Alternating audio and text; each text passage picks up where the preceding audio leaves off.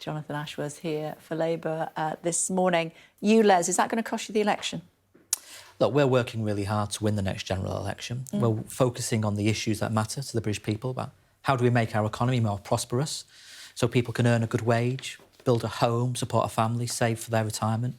We're focusing on how we're going to fix our NHS, because we know our hospitals at the moment can't cope with the treatment of the backlog and treatment.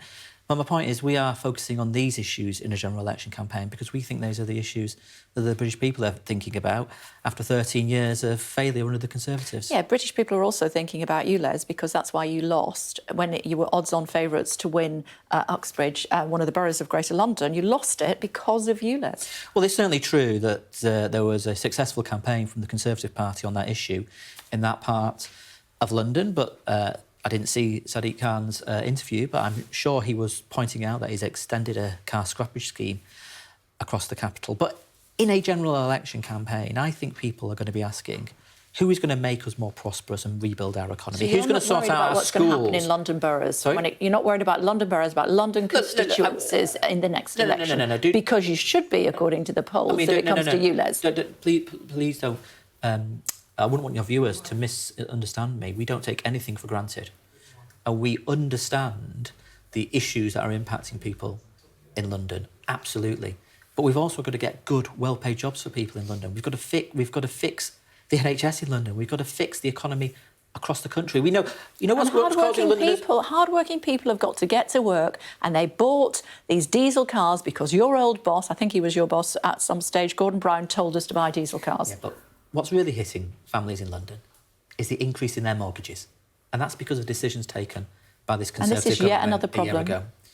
Yeah, but look, Sadiq Khan has introduced this scrappage scheme to encourage people to move to more energy, less efficient, less polluting vehicles. Yeah. He's introduced that. That's an important measure. He listened and he's responded to that. But we know people are really struggling. I mean, my word, people are struggling with the cost of... But even your boss is saying this is a bad idea and he needs to rethink it. Well, look, it's a devolution. He's the Mayor of London. He can make these decisions as the Mayor of London.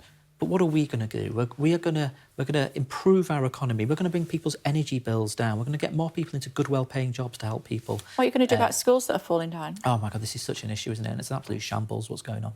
Absolute shambles. Are you going to reintroduce the building programme? Well, I mean, you've got to remember, we had a big programme to rebuild schools. Yeah, how are you going to reintroduce it? They cut it. Well, Jeremy Hunt came on the show, not your show, the other Sky show at the weekend, and said he's going to step in and give schools the money. Asking what he's doing. Yeah, but we're going to hold. He's made that promise. We're going to hold him to account to deliver on that promise. Are you going to reintroduce your building programme if you win the next election? Well, we'll outline that. We'll outline what that in our manifesto. But the issue is, look, millions of people around the world. Tell them what you're going to do. But the issue is the here and now. Because schools are being told that they have to close. It's not just that, is it? Because you have to look forward to what's... And there's a school in my constituency that closed it in April. They've been told that the temporary buildings, not the school rebuild, the temporary buildings probably won't come online until next February. So we are pushing Jeremy Hunt to honour the promise he made to the British public on Sunday to get... He's told us he's going to fund... What are you going to do? Yeah, but... If you win the next election, what are you going to do? We will talk about it. When the next general election comes, we will outline what we will do if Jeremy Hunt has not honoured his promise that he made on Sunday. What are people voting for then? You could sit here and say free chocolate on Fridays, but we need to know what you're going to do. You're the new Paymaster General, apparently, or might be, if you win the next election. What does that actually mean? The Paymaster General? Yeah. The spin doctors apparently were saying, I'm the Labour Minister for the Today programme, but I like to think of myself as the Labour Minister for Breakfast with Kate Burley. There you go.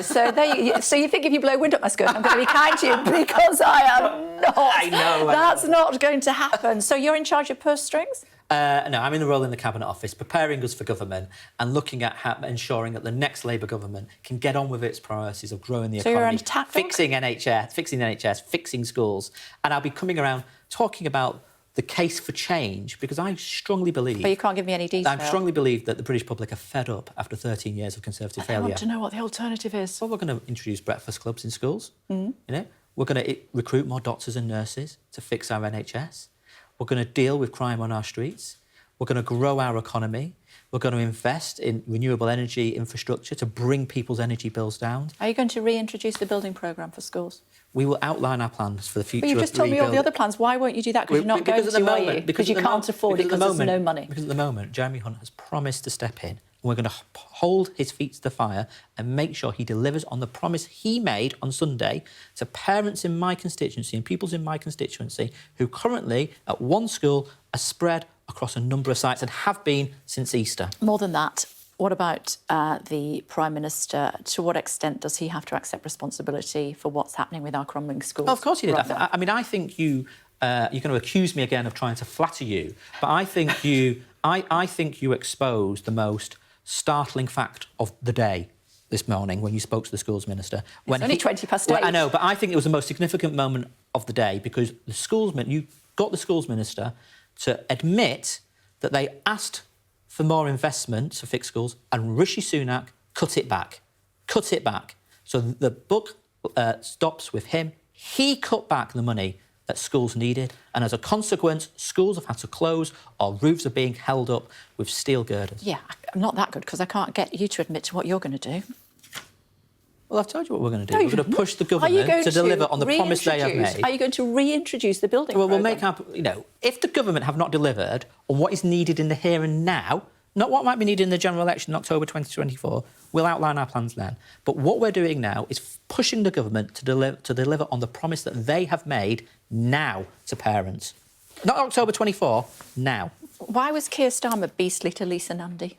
When it was what, sorry? Beastly to Lisa Nandy. Why has he sacked her? He hasn't sacked her. Yes, he has. No, He's demoted her. He's put together the team that... Has he got a problem with women from Wigan? No, absolutely. I can see what you're trying to do there. Absolutely not. Absolutely not. No, he's putting together the strongest team to put us in the right place for the general election and to work hard with rebuilding trust with the British public and outlining the case for change because nothing works in this country after 13 years. Last question. How do your kids describe your new job? God, they don't. It just sounds... It's another boring political job, isn't it, Daddy? It's great to see you. Thanks for coming in. Much appreciated. Thank you.